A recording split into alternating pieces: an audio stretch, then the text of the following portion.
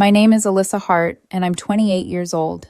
If someone had asked me a year ago what my future would look like, I would have said something simple: quiet house, stable career, steady love. Nothing extravagant, just peace.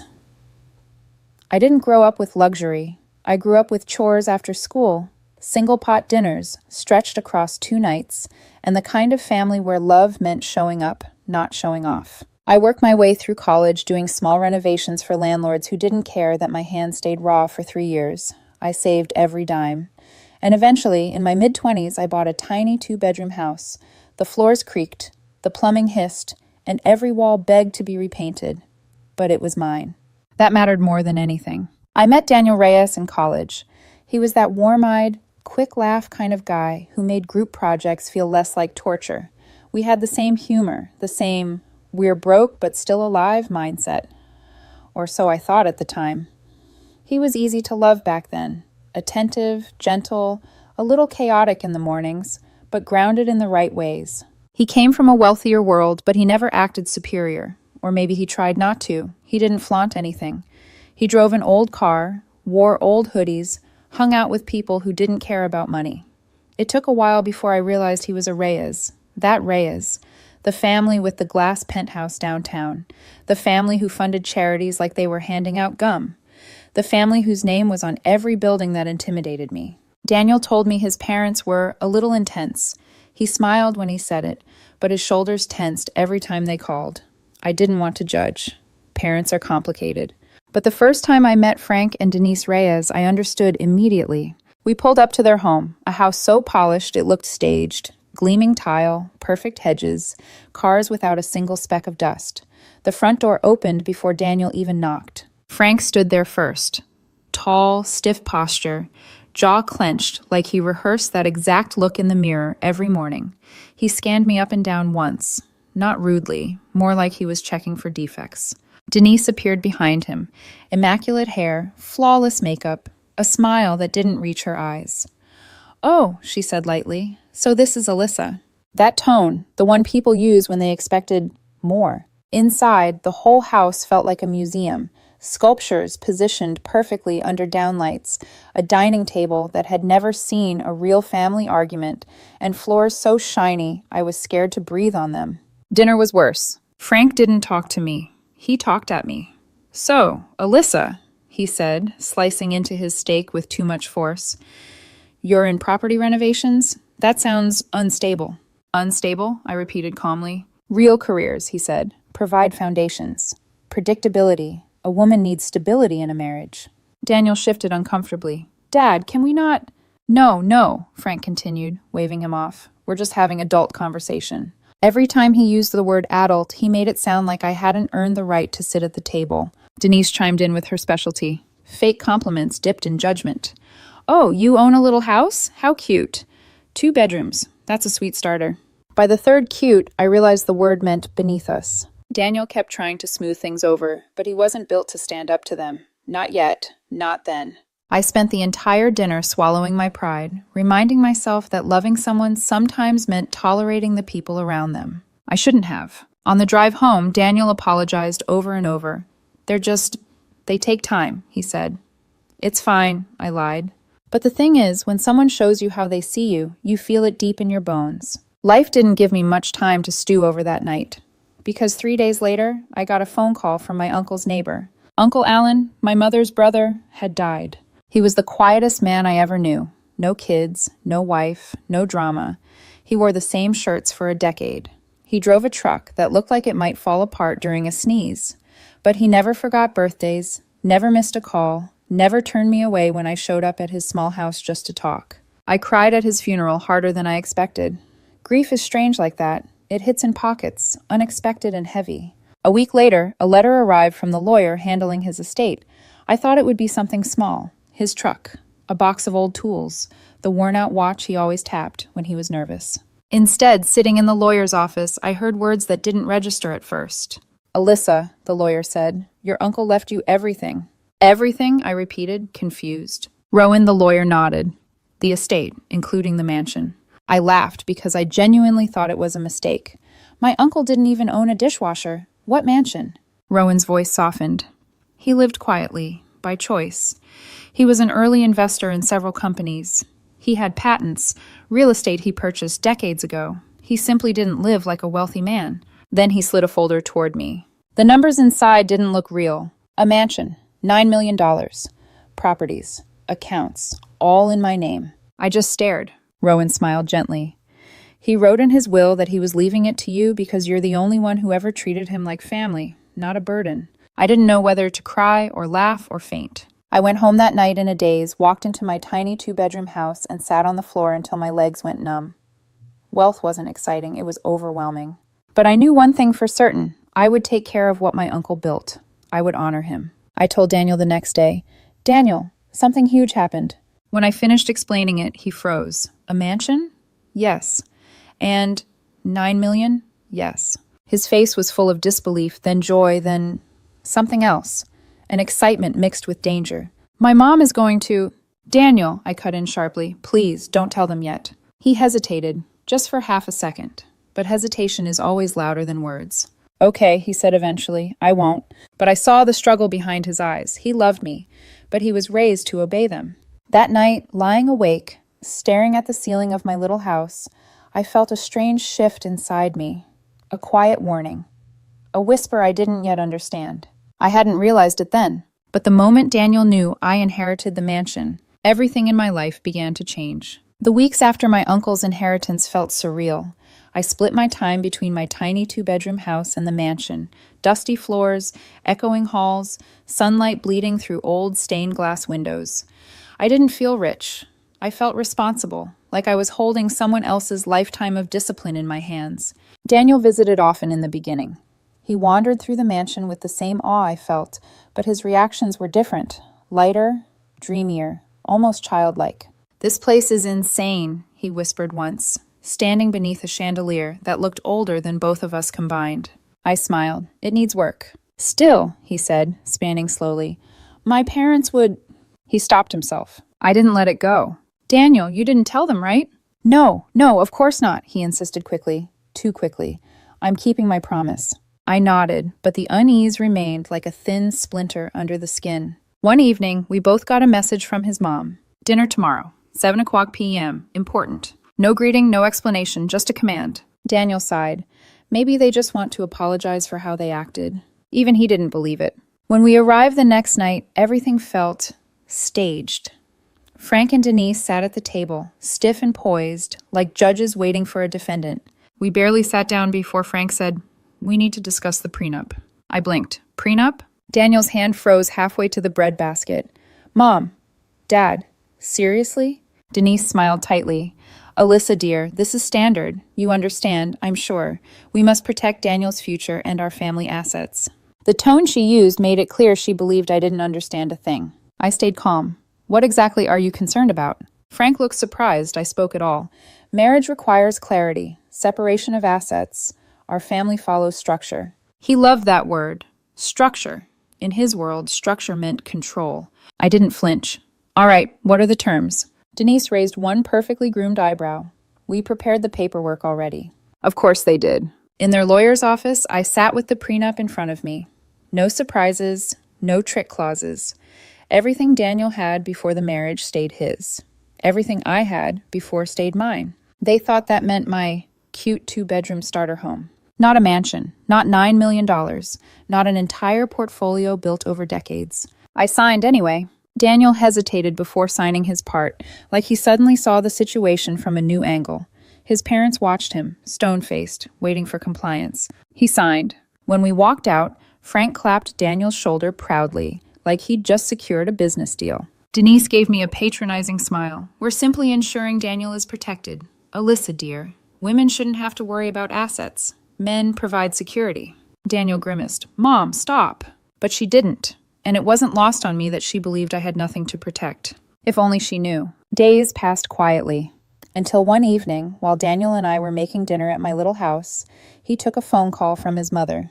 The conversation sounded normal at first, just the usual boundaries she never respected. Then I heard him say something that made my heart freeze. "Oh, we were cleaning the East Wing earlier." Silence. Daniel's eyes widened. He knew exactly what he'd just revealed. Denise's voice grew sharp enough to cut through the speaker.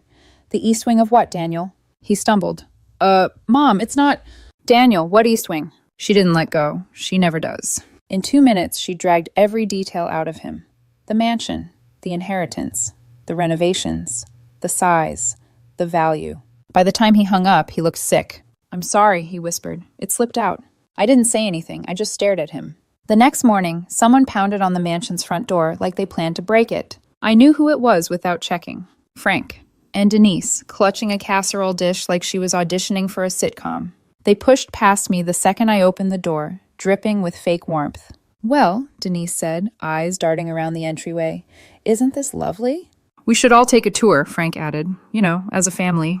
Daniel stood behind me, stiff with guilt. I let them in. Not because I wanted to, but because I wanted this over with. They walked through every hallway, touching everything, whispering to each other like they had found a hidden amusement park just for them. This would make a perfect family estate, Frank said. This room would be stunning for holiday parties, Denise added, running her hand along a marble countertop like she was already planning events. I saw it clearly now. They weren't impressed by beauty. They were impressed by ownership, by what they believed they could control. We didn't speak much on the drive back to their house for family dinner 2 days later. A pit formed in my stomach the second we walked into their dining room. The table was set like they were presenting a proposal to shareholders. Frank got right to the point. Alyssa, we reviewed the previous prenup, he said. It no longer reflects your new circumstances. Denise slid a thick folder in front of me. We had our lawyer prepare an update, just to ensure fairness. Fairness. Interesting word. I opened it and felt heat crawl up my neck. They wanted the mansion to become marital property. They wanted the $9 million placed in a Reyes family trust, with them as trustees. They wanted every future asset tied to their family name. This wasn't about fairness, this was about domination. I'm not signing this, I said immediately, closing the folder. Frank's jaw flexed. A real partner doesn't hide assets. Denise chimed in sweetly. Alyssa, don't make this difficult. We're protecting Daniel. Daniel shifted in his seat, avoiding my eyes. Say something, I whispered to him. He swallowed. My parents just want what's best. Maybe if you compromise. There it was. The shift. The bending. I felt something inside me crack. Daniel, I said quietly, this isn't compromise. This is control. He flinched, but didn't defend me. Denise gave me a tight smile. You're being emotional, dear. I stood. No, I'm being clear. I'm not signing anything that hands my uncle's life's work to people who didn't even respect me. Daniel stood too, voice shaking. Why can't you just try harder? My parents aren't asking for anything unreasonable. I stared at him like I didn't recognize him. Try harder? I whispered. They're trying to trap me, Daniel. He shook his head. They're trying to keep things fair. That word again. Fair. But only for them. I let out a slow, trembling breath. All right, I said softly. Then this is simple. He looked up. It's us, or them controlling us. His breath caught. Alyssa, don't do this. I held his gaze. Choose. He couldn't, not even for a heartbeat. And that told me everything. I turned, walking out of the Reyes dining room for the last time. Daniel didn't follow. Not that night. Not ever. The night I walked away from Daniel at his parents' dining table, I drove straight back to the mansion. The long driveway was dark, the porch light flickering softly, the windows reflecting the quiet inside. For the first time since inheriting it, the mansion felt like a sanctuary instead of a burden. I didn't sleep. Not because I regretted anything, but because endings, even necessary ones, are loud. They echo through your chest, replaying every moment where things could have gone differently. Daniel's silence. Frank's jaw clenched in superiority. Denise's little smile of satisfaction. Around sunrise, I finally drifted off on the couch. But peace doesn't last long when you've crossed the Reyes family. At 9 o'clock a.m., someone began pounding on the front door so hard the walls shook. The kind of knocking that wasn't asking, it was demanding. I knew exactly who it was. I didn't even check the camera. I just opened the door enough to stand in the frame. Frank, red-faced, shoulders squared, ready for war. Denise, standing behind him with crossed arms like a queen whose crown had just been insulted. Jenna wasn't with them, and Daniel wasn't either. Frank shoved forward before I could speak, pushing his way into the foyer like he owned it. We're talking, he snapped. No, I said calmly. We're not. He ignored me, stomping deeper into the hallway, breathing hard. Denise brushed past me, muttering under her breath. Honestly, Alyssa. I shut the door behind them and folded my arms. Make it quick. Frank spun around. You ended things with my son? Just threw him away. He's not trash, I said. Don't talk about him that way. Well, he came home in tears, Frank yelled, voice booming through the hall. My son, crying because of you. He cried, I said quietly, because he was finally forced to choose what kind of man he wanted to be. Frank jabbed a finger toward my chest. You humiliated him. You humiliated us, in our family. I cut him off sharply.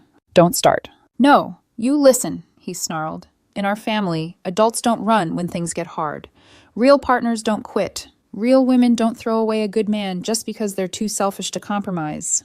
That word again, selfish. Funny how controlling people use it like a blade. I stepped closer, not yelling, not shaking, just steady. You're done talking. Frank blinked, thrown off. I didn't raise my voice once. You stomped into my home uninvited, I said.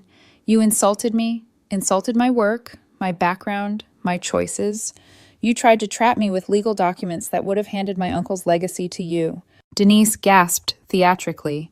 We were trying to help you. You're acting ungrateful. I turned to her. Ungrateful for what? For being disrespected every time I breathe? For being treated like an accessory Daniel brought home from a clearance rack?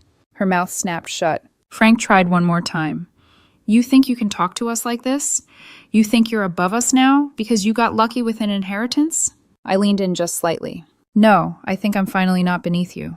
That hit deeper than yelling ever could. Frank's jaw clenched hard enough to crack. This, Denise whispered, shaking her head. This is exactly why the prenup was necessary. Girls like you. Careful, I warned. She pressed her lips together. Frank's voice turned cold. You're making a mistake. You'll regret this. Maybe, I said honestly, but I'd rather regret protecting myself than regret handing my life to people who never respected me. I moved toward the door and pulled it open. You know the way out. They stood frozen for a moment, Frank visibly vibrating with anger, Denise glaring like she wanted to turn me into dust. But they walked. They always walk when they realize they've lost control. When the door shut behind them, the entire mansion felt lighter, like someone had finally opened all the windows. An hour later, my phone lit up. Daniel. They told me they went to see you. I'm so sorry. I didn't ask them to, I swear.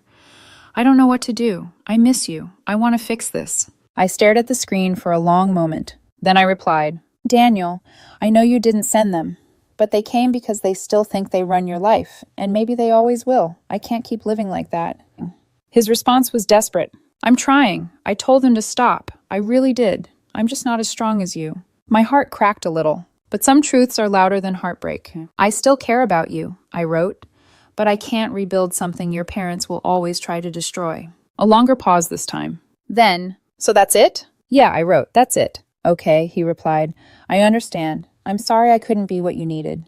Goodbye, Alyssa. I didn't reply. Some endings don't need echoes. The months that followed weren't perfect. Grief hits in waves, not over Daniel exactly, but over the version of him I hoped he'd grow into. I filled the mansion with life again, slowly. Repaired the east wing, restored the old library, turned one of the empty rooms into an office, kept my uncle's workshop untouched, old tools, dusty journals, inventions he never finished. It grounded me in ways money never could. I rented out my old 2-bedroom house to a couple who reminded me too much of myself years ago. Scraping by, but hopeful. It felt right. Daniel didn't try to come back, and I didn't reach out. Sometimes the most loving thing you can do is leave someone where they're most comfortable, even if it's a place you can no longer stay. One evening, close to sunset, I stepped onto the back patio of the mansion. The property stretched wide, golden with fading light. The kind of view people post online with the caption, #blessed. But for me, it wasn't about that. It wasn't about wealth or revenge or victory. It was about breath, space, the ability to exist without apology. People think choosing yourself is selfish. But the truth is simple. If you don't hold your ground, someone else will happily stand on it for you. I leaned back against the railing, feeling the quiet settle deep into my bones. Life hadn't magically gotten easier. But for the